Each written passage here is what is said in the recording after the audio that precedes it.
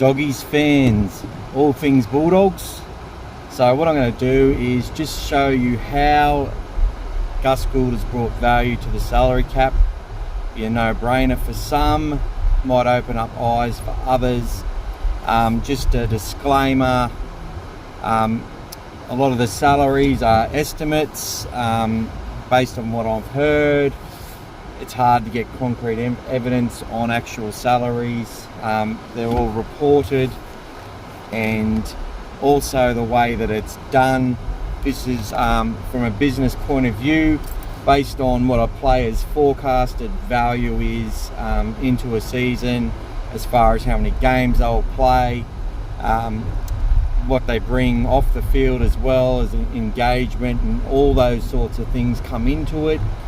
And that's how they weigh it all up, and that's how you get value. Is how do you bring two players on two salaries and you let one go that's costing too much, bring another one in which doesn't cost as much to employ, to get the same or better return on the investment. And we can easily do this with 4 players that have just left the club and 4 players that have just been recruited to the Canterbury Bankstown Bulldogs for 2023.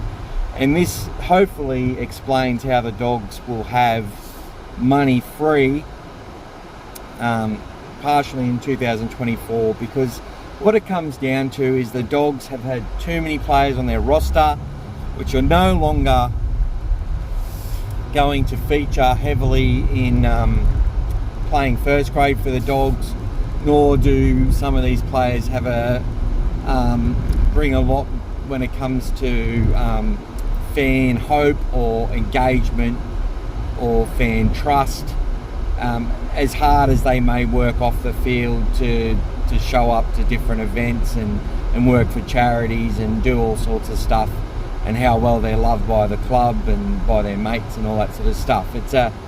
It all just comes into it when you're looking at it from a purely business sort of position, so that you can afford to recruit players and then develop players in a system that works.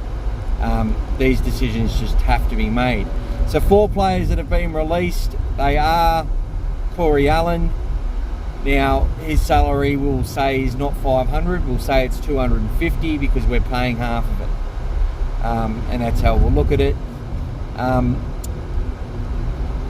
Also, Joe Stimson is leaving. He's on 300 odd. Brandon Wakeham on around 220 odd, 230. And the last one leaving, Matt Dory, on about the same as Brandon Wakeham, maybe a little bit more. And all 4 players, Corey Allen's rated quite highly, but simply costing the club way too much money. That's one issue. And then you've got Brandon Wakeham, who's been a bit of a scapegoat, a young half in a team where the forwards haven't done their job compared to what other forwards are bringing in the competition, just based on results. Metres gained, metres conceded will tell you all you need to know there over the last few years. And it's made it very hard for halves to ice opportunities when they're so few and far between. And then you have all the other stuff that goes along with it. So that's what you get there. And, you know, Matt Dory, he's a player who, like, to be, in all fairness, I think would still be part of the squad if he didn't cop that injury. It's really put a spanner in the works. It means that his rehabilitation and you know, they haven't got any value out of Matt Dory. It's an investment. It would be another investment because he would have to bide his time and wait for an opportunity, and he's just not going to bring value for money on the sort of contract he's on. And he's able to fill a hole somewhere else at his old club at Parramatta.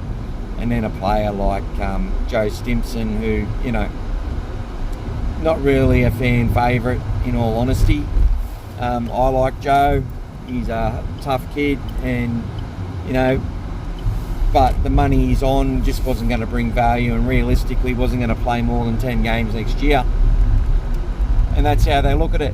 So who are the replacements? So for Corey Allen, it's Hayes Perham, So Corey Allen on 250,000 because we're still coughing that much up at least, but we'll say it's 250. Hayes Perham comes in on what I would consider to be a minimum contract, less than 200, saving between 50 to 100 grand on Hayes Perham, who probably wouldn't think he would feature as heavily as Corey Allen, but his utility value is the same. Hasn't played for Queensland, obviously, but on nowhere near as much money. He's highly regarded. He contacted the club looking for an opportunity. His manager did, and Gus has given him one. And the fact he can play centre, 5'8", fullback and wing means he is another player in our back line who's very versatile, and his highlights package are really, really good. He's got potential, and I think Gus likes him, and he may play a fair bit of first grade. I would say he would play a maximum of 10 games of NRL in 2023, which would mean he would represent greater value. Obviously, they've got to gel with the club and the team, and it's all got to come together. But this is all forecast stuff, and forecasts are often wrong. But you have to do it in order to, when you're paying bills and that sort of stuff, and trying to make money out of a business, which is what the Bulldogs are trying to do. And the money they're trying to win is actually, or make, is winning premierships. So how do their investments pay off in the way of premierships and fan engagement, which is great for the whole area, and puts money into the local businesses as well, who invest heavily in the Bulldogs. Right, quite a lot to talk about, but I think everyone's getting the picture. We go to Joe Stimson. His replacement, we'll say, is Franklin Pele. Pele already has already got a cult following. Fans are very excited to see what he does. Any posts relating to Pele, a high number. What he did in the trial match brought a lot of excitement to fans, of anyone who watched that game. Sharks fans are probably sad to lose him. I know I would be. And Dogs fans, it's their loss, our gain. Now, Franklin Pele, I expect he's going to play at least 10 games next year, and I'd expect Joe Stimson would have played the same amount. I think Franklin Pele will play in the middle, maybe get the chance on the edge at some point. But the young boy has, the fans, Joe just wasn't a fan favourite. This fella is already going to be a fan favourite. You can tell with his composition, the way he runs the ball. We're all very, very, very excited about Franklin Pele. So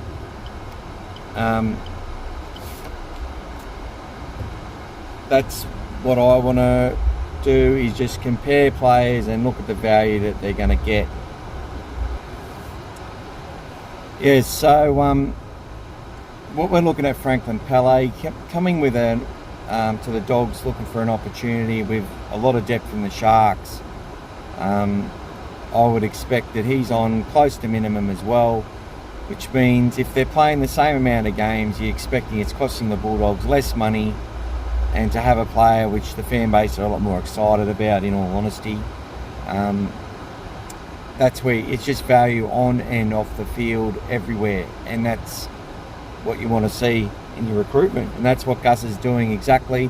The last players, Matt Doorey, who was a bit of a fan favourite, as I said, he goes out, and Andrew Davey comes in. Now, Davey is a signing that, including myself, a lot of people question.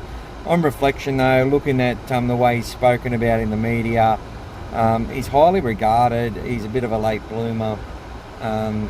He's had his injury troubles as well, but he's not going to cost as much as what Matt Doorey cost, and he will play more first grade than Matt Doorey in 2023. I can almost guarantee it. Obviously, if there's some injuries at the heels and Doorey gets his chance, and Davey's body doesn't hold up, that can be flipped on its head, and then you get egg on your face. But from a forecasting point of view, everything's a gamble, and that's, a forecast is all about intention and what you expect to happen. And any reasonable person would expect Matt Dory isn't going to play ahead of Viliami Kikau, Raymond Vitala Mariner, or Jackson Decline, or even Corey Waddell, even though a lot of people would like to see Dory instead of Waddell. Fitness-wise, he's just not going to be there with his knee. It might feel fantastic right now, but they never have full confidence in him for about 18 months to 2 years after they start coming back. And people need to keep that in mind when assessing the value of a player. So there you go. You're looking at about, for next season, $200,000 to $300,000 saving.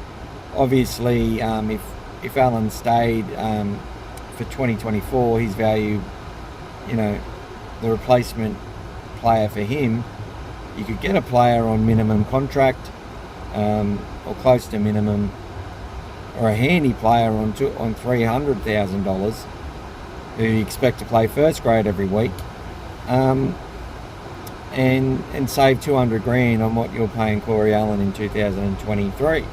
So we save even more money in 2024, and that's what Gus is talking about. You'll look, easy comparisons to make, your Luke Thompsons, who may even leave before then, on so much money, close to $800,000 reportedly. You could bring Spencer Leniu to fulfill the same sort of role, even though he's not a proven starter yet. You could bring him on half that money and get way more value out of it, and that's just exactly what Gus is talking about. You then suddenly have $400,000 to spend to add to your marquee position money. So $400,000 on top of what Burton's earning now, that gets him to $900,000. There's Burton's contract sorted. Or you go and you add that to Kyle Flanagan's contract and go and buy a halfback for $1 million. And that's how it works. So all the people who are like, oh, the Dogs are like the Roosters now or something, an unlimited salary cap, you got to look at it from a business point of view. We have at the end of the day, the Dogs have been playing people destined to play reserve grade, or that are playing reserve grade on first grader money. And when you replace those players with players who could play first grade as well, but may start in reserve grade, and you pay them on reserve grader money, that's where you get your value, and that's how it works. And Phil will just adjust his lineup, his pecking order, best player in each position, and how much he pays them, and that's how the salary cap will be worked out. It's as simple as that. Obviously, it's forever a rotating piece, it's forever moving, it's fluid, things change.